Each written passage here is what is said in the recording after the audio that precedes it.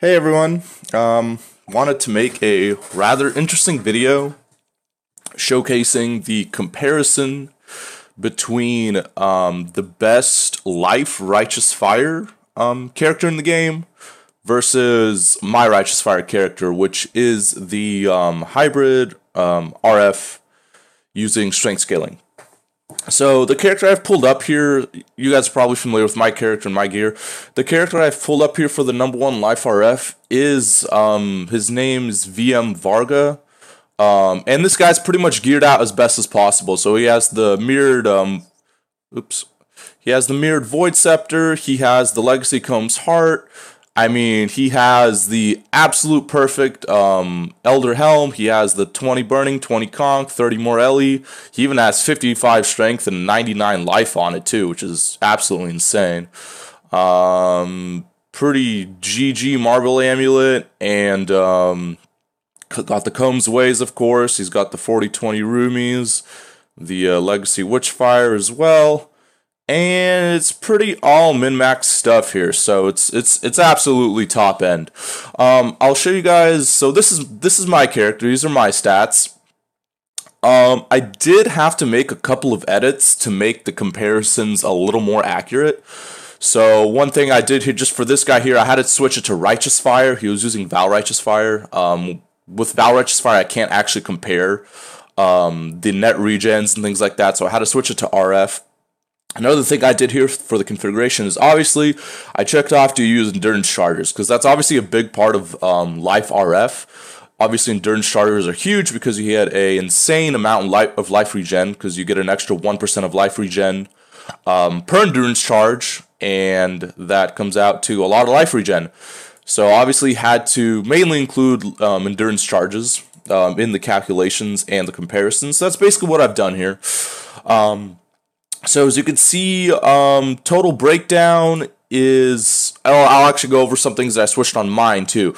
So some things I edited on my character is essentially I wanted to make a way to include time of need, because time of need generally isn't factored into the net life regen. So the way I factored it in is I essentially, on my Doom Circle, I added in 6% life regen per second. Essentially what I did was I averaged out how much life regen I get per second every 5 seconds, and that totaled out to be 6% life regen if I just did 30 divided by 5. I don't know if I technically was supposed to do divided by 6. I think I was only supposed to do divided by 5. Anyways, whatever, it's close enough.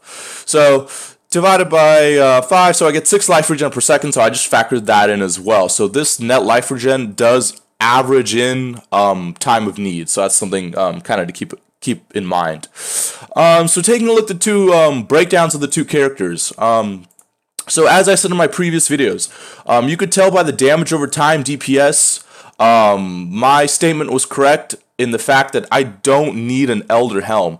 As you can see, my Righteous Fire is only a 4-link, and I do significantly more damage over time than he does with his crazy 6-link. That's just due to the sheer fact that I have about double his total life. So as you can tell, I don't need an Elder Helmet. My Huber Circlet works absolutely fine. It would actually be really interesting to see how high my damage would get if I wore a helmet like his.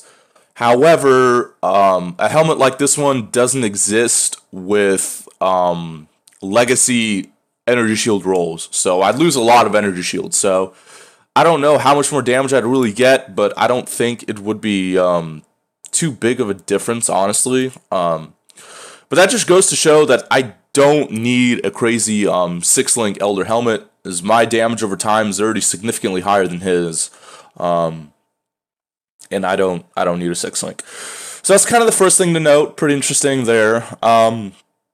So again, if looking at the life, my total life is about double his.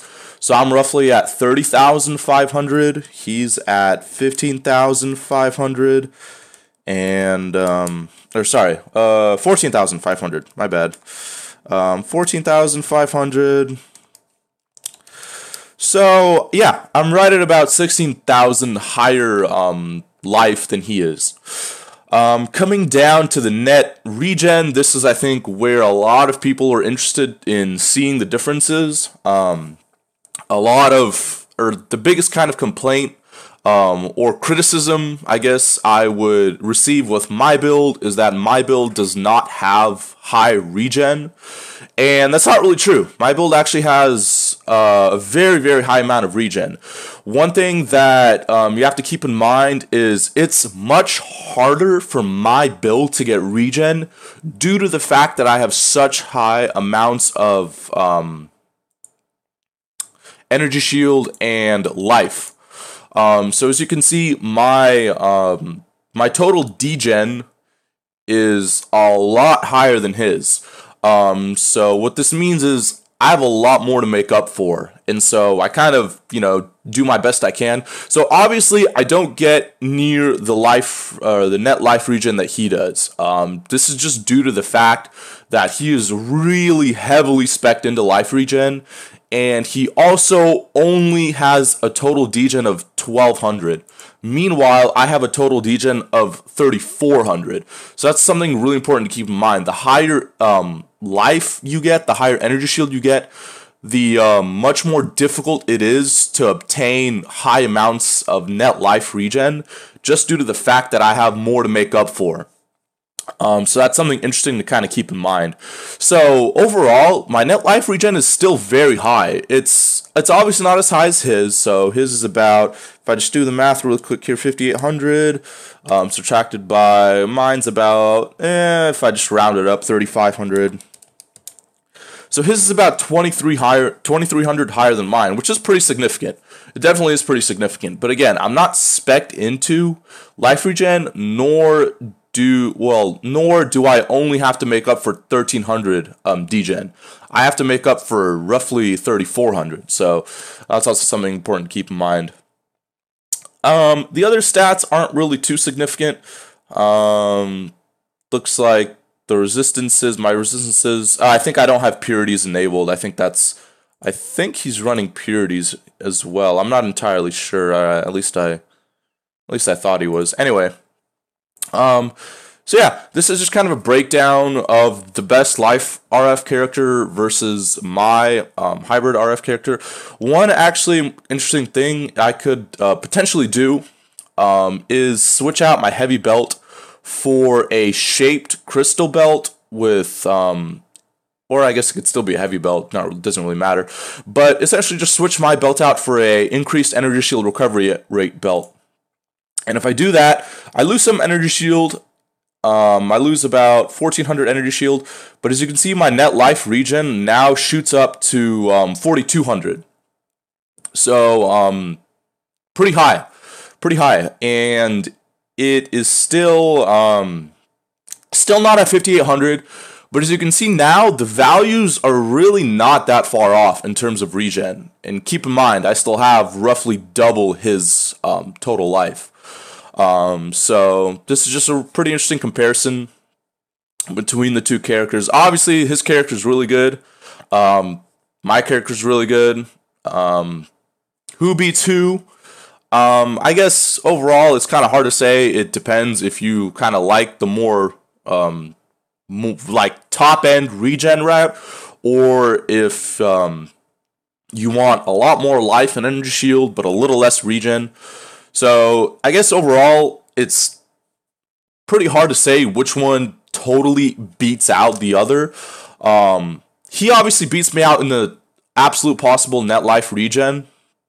However, I pretty much beat his build out in every single other aspect. I have higher damage over time. I have double his life. I guess that's kind of it. There's nothing really much else to compare. Yeah, I think that's really all I wanted to take a look at. I don't think there's really much else that... I think more or less everything else is the same. We both use elemental equilibrium, so I didn't really factor that in. We both use elemental overload, so I didn't factor that in. I guess it would be kind of a stretch, but something I could even potentially do is I can drop some points somewhere and path into here and get the +1 endurance charge with the maximum life regen per second per endurance charge. If I somehow spec'd in like that and just say I removed this guy and this guy, and I don't know, maybe just removed some of that, and then I configuration, and then I added, where is it, endurance charges. Now I'm at 4,600. Not too big of a difference, but just goes to show that there's some ways I can potentially get a little more life regen. But overall, I'd say the builds, I mean, they're both very solid builds. I guess it's kind of up to you which ultimate playstyle you prefer. The life regen, or the life RF, is definitely a little more consistent with regaining life. However, mine is a little more inconsistent because, again, I'm not truly gaining this much life regen per second, because I am only gaining 30% over 5 seconds. I'm not truly gaining 6% life regen per second. So that's something to keep in mind. But overall, I think both of the builds are very comparable. He has the upside of the net life regen. I pretty much beat his build out on every other aspect. So yeah, I mean, I think it's a pretty good comparison. I think it really kind of goes to show the true differences between the two builds. And anyway, I hope you guys found this pretty informative, pretty interesting. Thanks guys for watching, and I'll try to maybe make a little more gameplay videos with my hybrid RF, and see how that goes. But yeah, thanks guys for watching.